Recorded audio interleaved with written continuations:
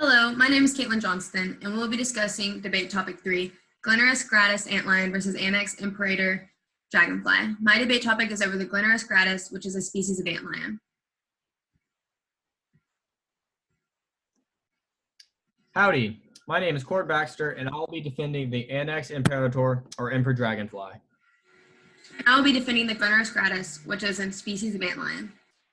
Me and my partner will be debating which one is a better predator. The emperor dragonfly is a rather large species of dragonfly that is common throughout Europe and Asia. They can grow up to 7.8 centimeters long and have wingspans of up to 10 centimeters long. Female emperor dragonflies lay their eggs in the weeds and vegetation of freshwater ponds, lakes, and other waterways. You heard that right. Females will cut into the plant stems and lay their eggs inside them. They literally lay their eggs in plants to protect them from predators. After around 3 weeks of development, the nymph emerges from the egg and lives in the water for 2 years until it's ready to molt one last time. Once on the last larval stage, the nymph crawls out of the water and molts its skin to reveal an adult emperor dragonfly. Adult emperor dragonfly males have apple green thoraxes with bright striking blue abdomens. Females are mostly greener overall with some blue. Both genders have a pronounced black line that runs down the top of their abdomens, and they also have either blue or green eyes. Emperor dragonflies are very aggressive with other insects and animals. Males fight each other when one enters another's territory, and I've even read that they'll chase away small birds. Emperor dragonflies hunt high up in the air for their prey, which includes tadpoles, butterflies, other insects, and even smaller dragonflies. They catch their prey and eat it mid-flight unless it is too big. In that case, it will seek out a safe spot to land and enjoy its meal. Like most other types of dragonflies, emperor dragonflies impact human society in a positive way. They are good biological indicators of water pollution because they only live in unpolluted waters. The more dragonflies there are, then the cleaner the water is. These dragonflies also impact human society by preying upon pest species of insects. Dragonflies devour mosquitoes, which keeps the spread of mosquito-borne diseases down and lessens the need to use pesticides on the environment. Finally, a unique characteristic of this insect species is that the larvae use jet propulsion to move around underwater by expelling water rapidly from their intestines. The main thing that is noticeable on the Glenurus gratus is its wings. They have dark marks on them that make them stand out, while most antlion larvae reside in the ground under all the soil. What makes the two-toothed mandibled larvae of Glenurus gratus different is they live in tree holes. Glenurus gratus can be found in many regions of the United States, including Florida, Indiana, Kentucky, Mississippi, etc. Basically, the biographic region of the Glenurus gratus is the Nearctic region, which covers most of the Northern America. In their life cycle, they begin as larvae, and after the larval stage, they turn into cocoon that can sometimes turn into 1.3 centimeters in diameter. The life cycle doesn't take as long as you would think. When larvae turn into adults, it can take up to 28 days, and after that, the larvae can live up to around 2 years if they have the right food and environment. The larvae can have a weight of around 2.19 milligrams, and their body can be up to 3.6 centimeters in length.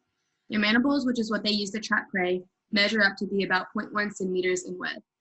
At the end of the mandibles is where suction tubes are located on them. This allows them to hold onto their prey with no chance of escaping. One unique characteristic of the Glenurus gratus is it has a very specific food habit.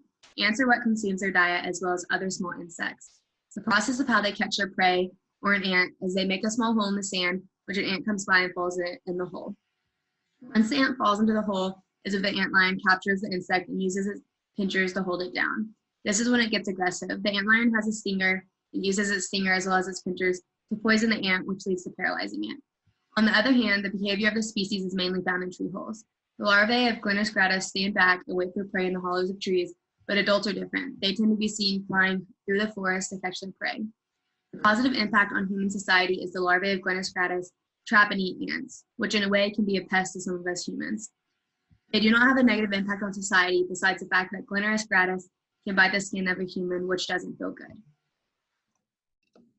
Wow, the antlion sounds like an interesting predator, but it just cannot compare to the predatory prowess of the emperor dragonfly. Before I get into that, however, I'll point out the similarities between our two insects. Both are very aggressive predators, even if they catch their prey in different ways. Both insect species stay in their larva form for about 2 years, and both are predatory too. Once adults, they even look similar to each other. That's about the end of it, though. Dragonflies are the superior predator because, unlike dragonflies, they actually seek out their prey instead of just sitting and waiting. Emperor dragonflies also have incredible eyesight, being able to detect prey up to 40 feet away. As I have mentioned above, the larvae use jet propulsion to launch themselves towards their prey. With adaptations like these, it's no question that the emperor dragonfly is the superior predator. After listening to both of our opening statements, I have gathered that the emperor dragonfly is a very interesting species. However, mine still comes out on top for being a better predator. The first thing is that our species do not have that much in common, but it does have a few. To start off, I agree with you. Both of our insect species stay in their larvae for about 2 years and are both super aggressive. Both of our species have a good impact on society as well. My species eats harmful ants and his species eats harmful mosquitoes. I learned that the emperor dragonfly has a longer wingspan than my species, which means that it's harder for them to blend in and hide from their prey. Another thing to know about my species is they are smaller, so they're able to blend into all the small places, unlike the emperor dragonfly. Another thing that my species has an advantage in is it mainly lives on land and sets up traps to catch its prey. Once the Glenurus gratus turns into an adult, it can fly in the sky to get more prey as well.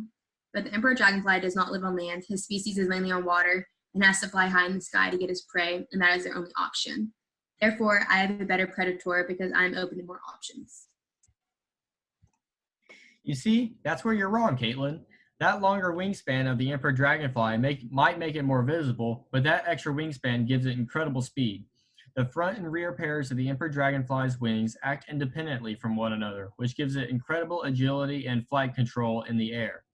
Its wing speeds per minute is rather slow compared to other insects, such as bees, 30 beats per minute compared to 300 beats per minute. However, this does not make it slow at all. The emperor can fly at an astonishing 24 miles per hour, which allows it to catch its prey easily, or, if need be, escape predators. I've also read that very few birds can outfly and hunt down dragonflies, and the emperor dragonfly is one of the largest dragonflies there is. Even in Dr. Coates' Order of the Day lecture for the Neuroptera, which includes antlions, says that they are, quote, poor flyers. There's simply no contest between the emperor dragonfly and the antlion. Well, Cord, you have a really good argument, but don't forget that my species wingspan is not that much smaller than yours. Yours is 10 centimeters and mine is 9.4 centimeters, but I still have the advantage because mine is smaller and therefore it's harder for prey to see my insect. Although my species is mainly on the ground and in tree holes, their traps are so good that they catch at least 22 ants per day and other insects like aphids and caterpillars. So overall, my insects are a better predator because it doesn't matter how fast you can fly or how long your wingspan is. What really matters is how many insects they prey on and catch. Overall, the emperor dragonfly is a huge and very impressive predator that is always on the hunt. They can fly at speeds up to 24 miles per hour and have incredible eyesight, with their rear being their only blind spot. From the moment they hatch out of their eggs, they are extremely aggressive predators who can take on many different animals, from amphibians to birds to other insects. Emperor dragonflies, like other dragonflies, are very beneficial to human society. Dragonflies feast on 30 to hundreds of mosquitoes a day. Mosquitoes are infamous vectors of infectious diseases, so the emperor dragonfly actually protects human health in a way. Finally, everyone knows that appearance is important and that the emperor dragonfly is a dazzle of beautiful colors, while the antlion is just a brown speck. Not only does the emperor dragonfly look better, but as everything else I've said shows, it is the superior predator. After all of this, we know that the Glenurus gratus antlion is an incredible insect and an awesome predator, with its paralyzing stinger and its tricky trap making. These insects were born to be predators, and you can tell from their spiky bodies and long mandibles, which are super sharp and are able to trap the prey so easily. Both the adults and larvae are pretty beneficial to the environment because of what they prey on. Adults tend to prey on aphids and caterpillars, which are bigger, and the larvae tend to get smaller insects, such as ants and small beetles. They're important to study because you learn about what insects can help take care of the unwanted insects in our environment. After listing off all the facts about this magnificent species, I think it is pretty obvious that the Glenurus gratus antlion is a better predator in this debate. Ready? Mm-hmm. Thanks and Giggle.